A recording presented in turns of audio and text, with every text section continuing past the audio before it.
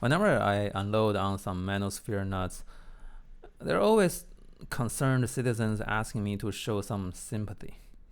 They're like, those young men are struggling, they're in pain, they're lonely, etc.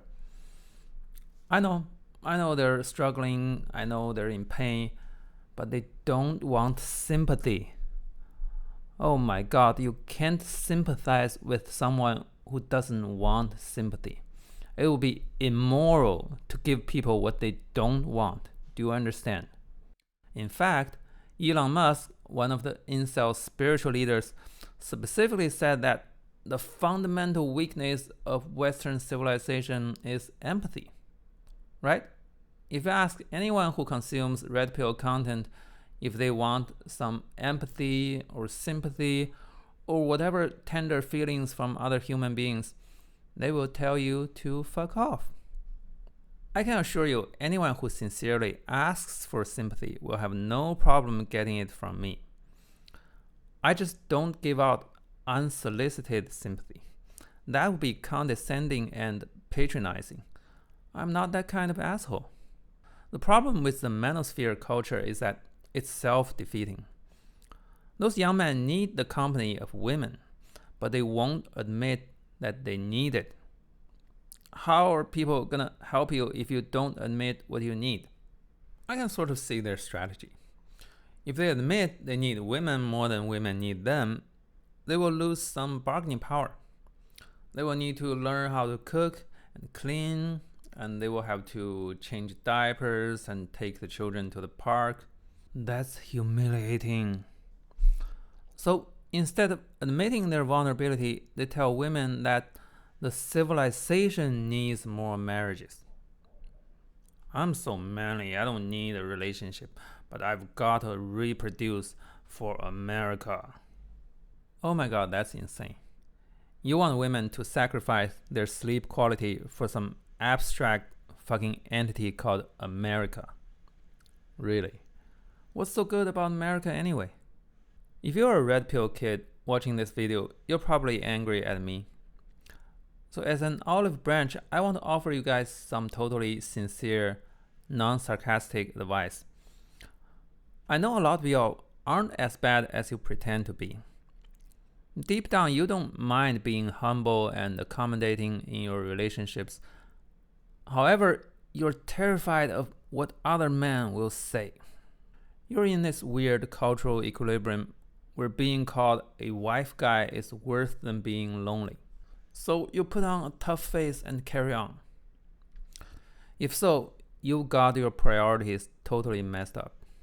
If your friends would laugh at you for being a gentleman, guess what? They ain't your fucking friends. They need to be cut off like cancer from your life and your social media. No way some random fuckers who occasionally have a drink with you have your best interests in mind. Are you kidding me? What's in it for them? You think the other men want to help you become an alpha male. What would that make them? Your minions? No way. Those are the people who want to be alpha males themselves, and they give you fake advice to weaken you and to make you follow them around. I'm not a saint either, but at least my advice is sincere. We're on the same boat because I know if you sabotage your own happiness, you're gonna destroy the world with you, like these people. As a lucky person in regards to relationships, I want you guys to be happy too, so I can live in peace. And I happen to know this universal truth that no man can be happy without learning to appreciate women. Write it down, okay? Make it into a meme or something.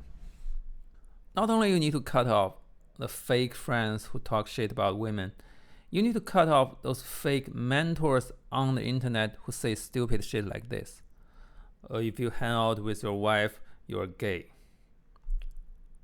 The fuck? I don't dispute the fact that gay men are better at communicating with women, but that's exactly what straight men should learn. Why can't you have heartfelt, deep talks with women like gay men do? What's stopping you? Are you worried that Andrew fucking Tate is not gonna approve? Is that what troubles you? I saw multiple women on TikTok saying that they're skeptical about men in general exactly because so many men pay Andrew Tate for advice. Think about it. When you retweet that clown, you are essentially broadcasting to the world that you don't enjoy hanging out with women. And then at the same time, you blame women for not wanting to hang out with you. What kind of mental gymnastics is that? Let me put it straight. I just don't believe the so-called male loneliness pandemic is real. It's true that people are lonely, but they are no more lonely than before. There are fewer marriages today, sure, but the duration of marriage actually went up. Exactly because, thank God, women are getting more selective. Their selectiveness saved themselves, but also saved millions of men from bad marriages that would end up in destruction. If you think a loneliness pandemic is bad, wait until you get into a bad marriage pandemic.